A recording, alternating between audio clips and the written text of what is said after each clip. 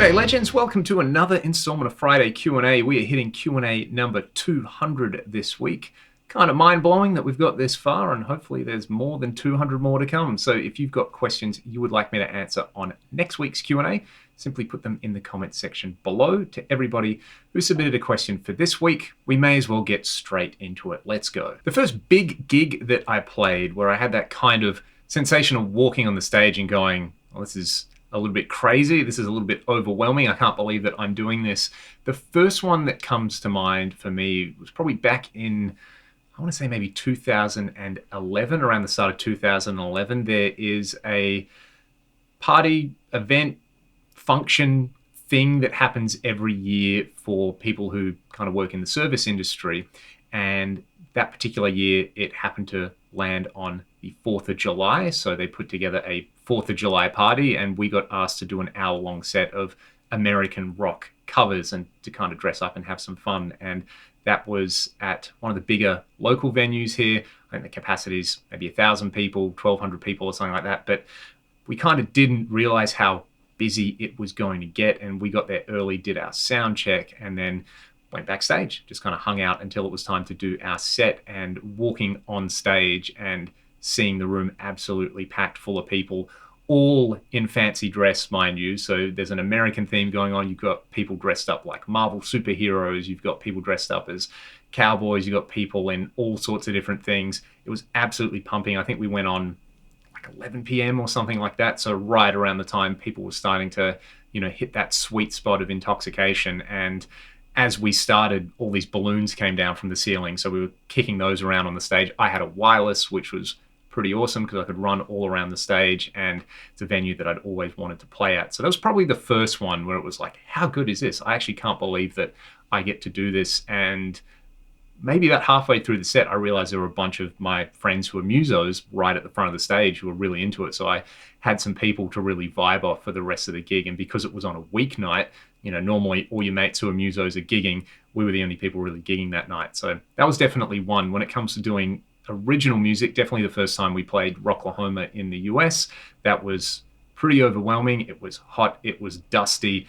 I expected maybe 10 people would come to see us, and we were playing under this kind of little tent and kind of filled up, had a pretty good time. And from then on, we had a bunch more shows like that. We're so fortunate. I love playing in the US. So the theme is definitely the United States on that one. If there's some kind of general vibe that means you're going to have a good show, that seems to be the rule of thumb for Ragdoll. The first song that I ever jammed with my dad, this one probably goes way, way back. And I actually had to think about this one a little bit, but I'm pretty sure it's either something like Wipeout, which is the sort of song so many people learn as their first little tune, or maybe the like surf tune Pipeline. I really remember that. And I remember that because I would like play little bits of it with him, and then for school, in primary school one day, someone was like, oh, who can play an instrument? And I got up and I just fumbled my way through that. So that would probably be the first one that comes to mind. Bit of surf rock.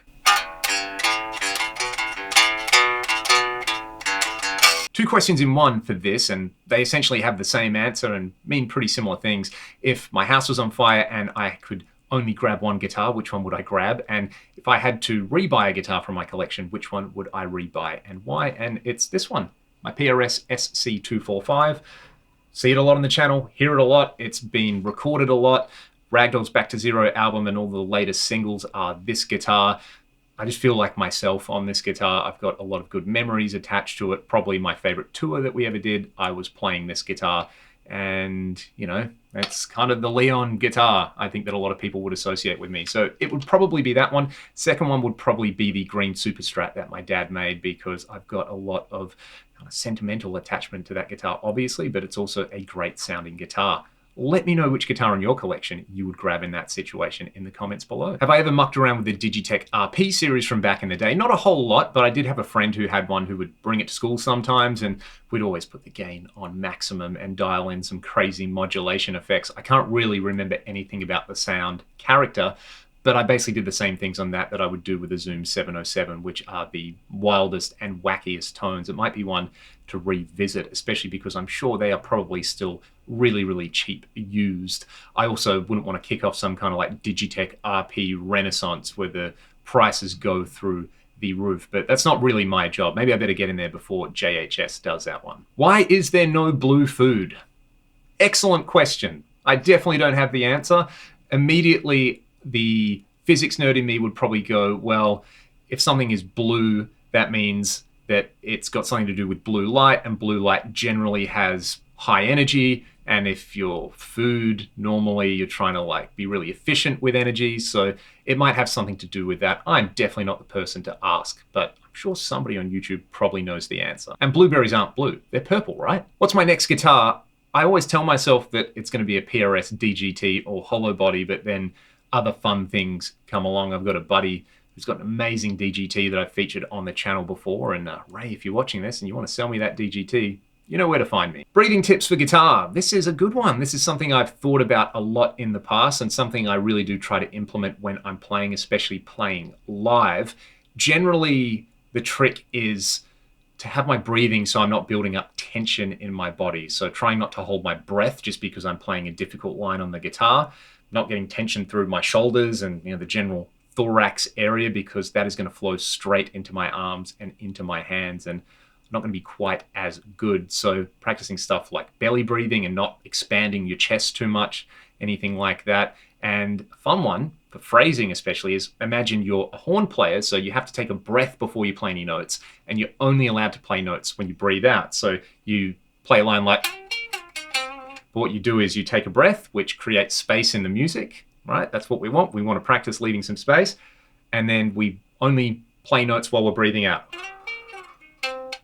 Then we take another breath, and you kind of rinse and repeat. So if you've done any kind of beginners yoga or anything like that, there's a lot of great breathing tips in there. The intermediate stuff has some more strategies that maybe isn't great for playing live, might be more geared towards like meditation and mindfulness and things like that. But all those kind of things I think are really important, and understanding the power of breath, not just as a guitar player, but as a person in general, is pretty important. It might actually just change your life for the better a little bit. Tips for playing in a trio live, and do I think about playing a part live when I'm writing and recording? One thing that I do a lot for ragdoll stuff, if I've got a melody, is I'll practice trying to play the melody and play around with the harmony. So if you've heard Heaven Above, that started as a little exercise in that with the...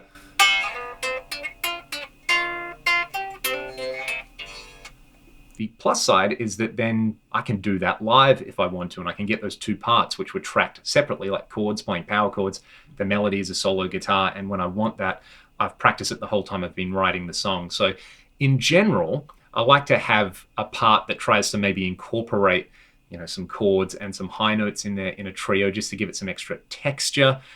That's also how I approach guitar tones. I want my guitar tones to obviously have a lot of gain and fun stuff like that, but I want them to be articulate so those things can come out in there. I don't shy away from doing cool stuff in the studio, because sometimes what you play live and the impact it has doesn't necessarily translate to a mix. I go and have a listen to the solo from Russ there. There's a few little overdubs in there playing different harmonies and octaves just to make certain sections in the solo really pop. And that was a production decision there. But the solo is still the solo. I don't think it really detracts from it. The other thing there is then, like I said, when you're playing live, you've got the option to have those extra textures in there. And for playing live, always think about, what's the maximum amount of noise a trio can make? And don't start there. Make that, the biggest chorus of the biggest song, you want to be on 10, but maybe that 10 isn't as loud as a 5-piece band's 10. That doesn't matter, because you're not playing at the same time as the 5-piece band, you're playing at the same time as the trio. So it's guitar, bass, drums, and some vocals in there. Obviously using time-based effects I find really helps. And, some rhythmic delay, a little bit of reverb, some pitch detune can go a long way to just kind of make your guitar a little bit more spread out. You can play around with the overall dynamics of your playing and the actual parts that you write. That all contributes to a full sound. It's not about just raw volume and kind of filling up space. In fact, it's making use of that space. I recently bought a synth, a Hydra synth, which you've seen on the channel and in a few demo videos as well. Where did I learn to play, and when did I learn to play? When I first got into recording, my dad had a Roland JV30 and a Tascam 4-track. So I had this JV30 kicking around that I made weird noises with, and I was recording something. And I was like, I wonder if I could get a keyboard sound on there. So I got the keyboard out, plugged it in, had no idea what was going on, and just kind of sat there and taught myself the notes on the keyboard. I had a guitar and went, well, that's an A. Which one's A? Oh, there it is. That's a D. Which one's D? And the logic is pretty easy to pick up from there if you know the notes on the guitar. And then it's like, okay, cool. What's an A minor chord? Oh, it's A, C, and E. Oh, look, those notes are right there on the keyboard. So it's kind of where I got the basics from. And I go through phases where I play keys a lot more. I could definitely not do a gig on keys. I'm nowhere near competent enough, but I love sitting around with textures and just learning about synthesis. And it's really fascinating stuff from a tonal perspective, from a sound design perspective. And I find there's certain ideas that I can explore on that I can then transfer over to the guitars. So yeah, I wouldn't say I can play keys or play synth, but I can definitely kind of operate synth, if that makes sense. Differences between alder, mahogany, and other tone woods. There's a bit of a rabbit hole, isn't it? I'm going to maybe say no comment on that one, but for me, again, I would look at the properties of the material. They are going to be the important things if those things are important, rather than something like the species of the wood. The species of the wood, that's a descriptive term that we use as human beings to communicate particular ideas between one another. That's descriptive language, stuff like density, porosity, other things like that, all the material science stuff. That's going to be important if it's important. And again, you'll have people who say it absolutely is important. It's magical tone wood. There's other people who say it makes no difference. The truth is probably somewhere in between. I think if you're playing a guitar made of a particular wood that has particular material properties in front of a really loud guitar amp, you're going to get acoustic reinforcement there, and that is going to be really important. Obviously, then you've got all the other stuff like pickups and construction materials, and all that stuff is going to add up in different amounts. Different things are going to kind of weigh into what makes a guitar sound. Jim Lill did those very interesting videos on where does the tone in a guitar come from. I didn't see them really test that acoustic reinforcement thing, so that would be a pretty interesting one to have a look at. But yeah, that's not really a question for me to answer. As a starting point, maybe go and check out Jim's videos. They're awesome. They're really well done. Australian versus American barbecue. This is interesting. I wouldn't really say there's a style of Australian barbecue the way you get American barbecue. You might have like West Texas barbecue, or you might have Memphis style barbecue, or you might have, Nashville style chicken. You got all these regional variations in America, and that stuff has become super popular in Australia, super popular on YouTube now. I'm sure a lot of people watching this are into the barbecue stuff. I certainly am. I'm really interested in it. But Australian barbecue as a kid was basically get stuff as hot as possible and just make it black, and then eat it with some tomato sauce. Maybe actually the ultimate Australian barbecue is the Bunnings sausage sizzle. And for any of my American friends out there, go and look up Bunnings sausage sizzle. Aussies know what we're talking about. Ragdoll backing tracks for vocalists. None that I can think of, but I do have all of our stems here. So maybe that could be a little project for my Patreon. If anyone's interested in having some stems, I could definitely knock a few up. There's a few kind of guitar backing tracks on that have the songs minus guitar for people to play along with, but none minus vocals. Interesting idea. Would be keen to know how many people would like to hear that. Iron Maiden 5-minute tones. Sure, I would love to do something like that, probably based around their JMP1 era tones. I've actually been trying to find an old JFX1 so that I can hear what the effects sound like in that. I'm always looking for old school rack effects. In fact, I have a video coming out tomorrow with some pretty classic old school rack effects for anybody who is interested. But the Maiden stuff, to me, it's mostly like, how do you get the cool separation of parts between what Dave does and what Adrian does and what Yannick does now live. So I'd be pretty curious to do something like that and find some isolated stems. So if you know of any, let me know. That's it for this week's Q&A. Thank you all so much for everything you do in supporting what I do here on YouTube.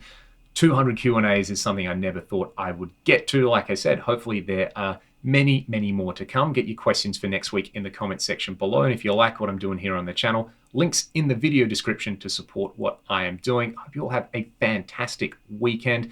You're a bunch of legends. I'll see you next time. Cheers.